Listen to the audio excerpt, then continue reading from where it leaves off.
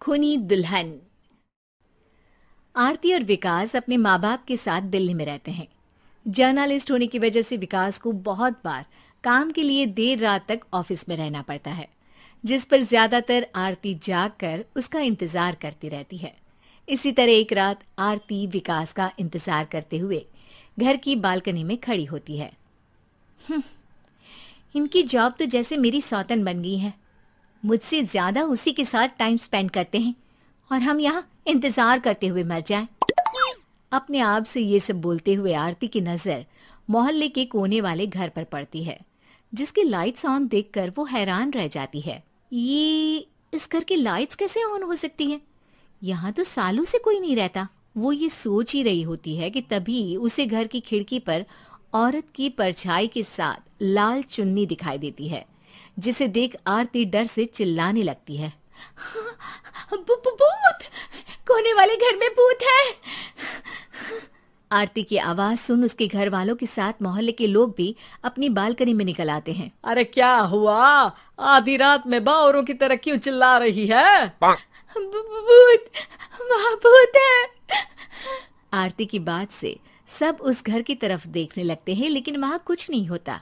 भाभी जी, लगता है आपने सपना देखा होगा। मैं बालकनी में खड़ी होकर सोऊंगी क्या? बता रही हूँ, अपनी आंखों से देखा है। घर की लाइट्स ऑन थी और वहाँ किसी का साया भी था।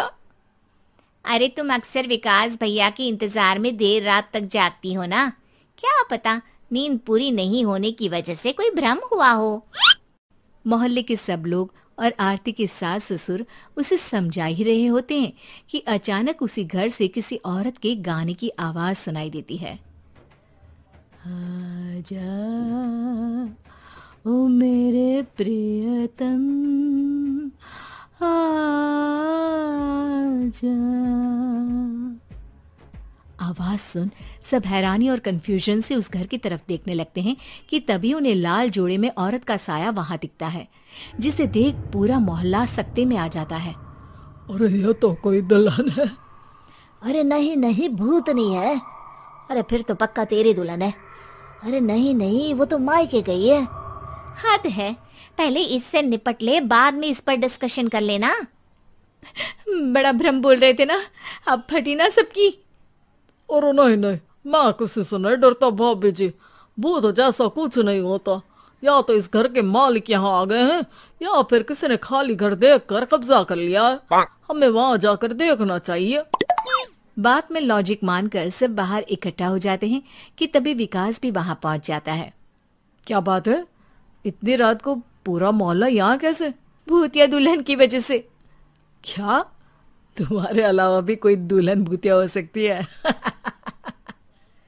इस भूतनी का किस्सा निपटने दो, फिर तुम्हें अपनी भूतनी दिखाती हूँ।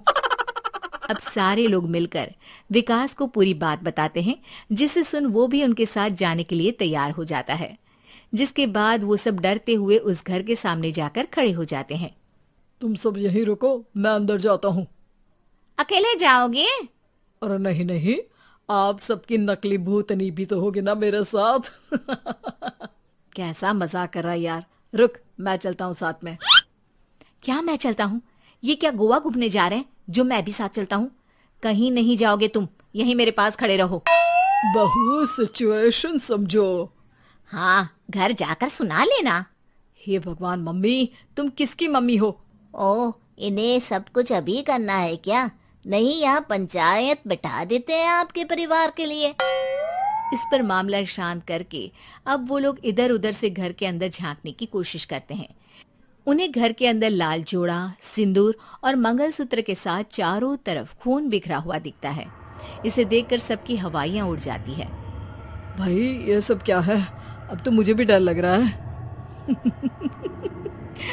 आ गए मरने, अब तुम्हें मुझसे कौन बचाएगा?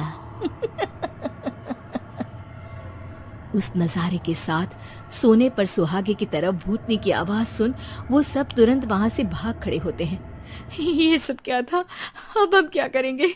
हमारे मोहल्ले में भूतनी आ गई जो सबको मारना चाहती है। ओ भाभी जी, मैं फिर बोल रहा हूँ, भूतनी जैसा कुछ नहीं होता। मुझे तो पक्का यकीन है कि यहाँ किसी गलत इंसान ने गलत काम करने के लिए कब्जा कर लिया है और लोगों को घर से दूर रखने के लिए ये सब कर रहा है। तुम इतने यकीन के साथ कैसे बोल सकते हो? फिल्मों में ऐसे ही तो दिखाते हैं। हे भगवान, ये फिल्म नहीं, ये रियल लाइफ है। हमें शांति से कुछ सोचना चाहिए। सब हमारे घर चलो। सब आरती के घर में इकट्ठा हो जाते हैं।